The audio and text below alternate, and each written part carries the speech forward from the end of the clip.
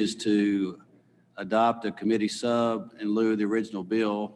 The committee sub is to add a 2-year repealer to House Bill 479. And so let me entertain a motion.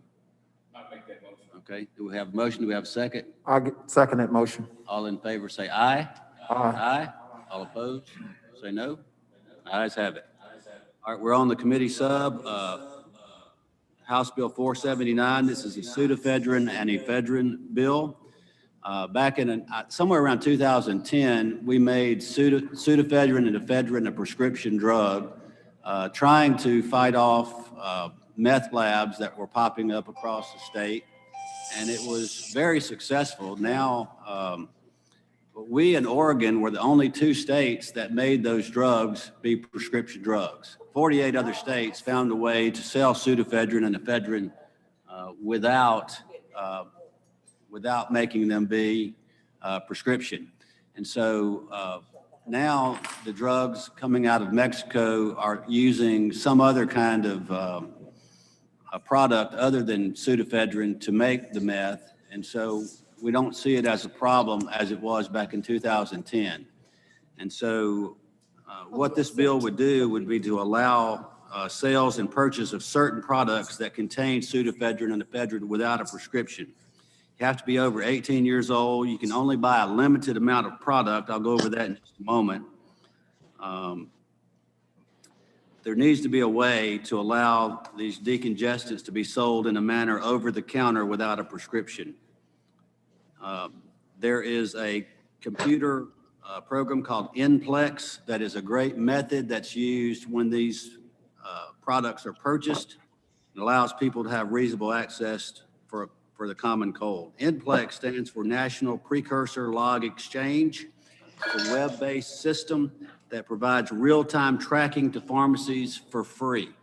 So when a person goes to buy pseudoephedrine, they have to show their driver's license to the pharmacist or the person behind the pharmacy counter.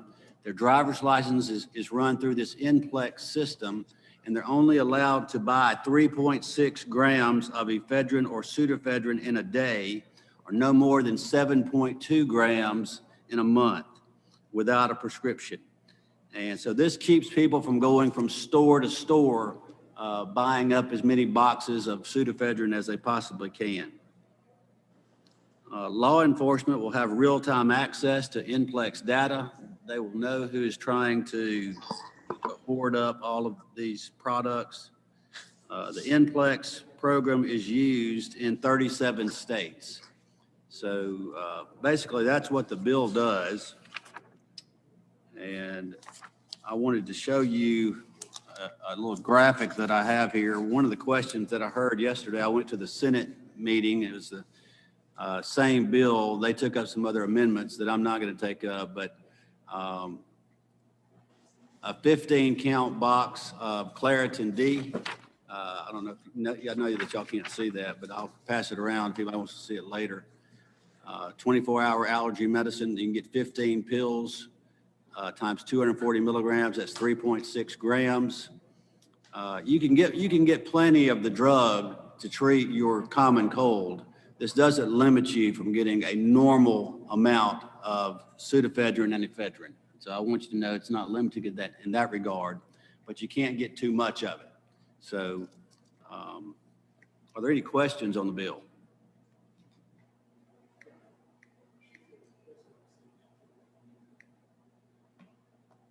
Going once, going twice. If there are no questions, I'll entertain a motion. Title VI Motion. will pass. Committee sub. And do we have a second? Second. We have a motion and a second. All in favor say aye. Aye. Aye. All opposed, no. Ayes have it. The second bill we're going to take up is the Uniform Controlled Substance Act, House Bill 1034. House Bill 1034. Each year, the Mississippi State Department of Health lets us know what drugs have been reclassified or rescheduled on the federal level. And so they ask us each year to make Mississippi law conform to the federal law. So there are 4 drugs that have changed over the past year. One of them is called thiofentanyl. It's already listed but this recommendation updates its new chemical name. That's on line 526 of the bill. On line 598 of the bill, there's another drug called Zulresso, treatment of postpartum depression. It changes that to Schedule 4. On line 674 of the bill, Sunosi, it's placed in Schedule 4 to comply with federal law. It treats excessive daytime sleepiness. And then finally, the fourth drug is isotoniazine.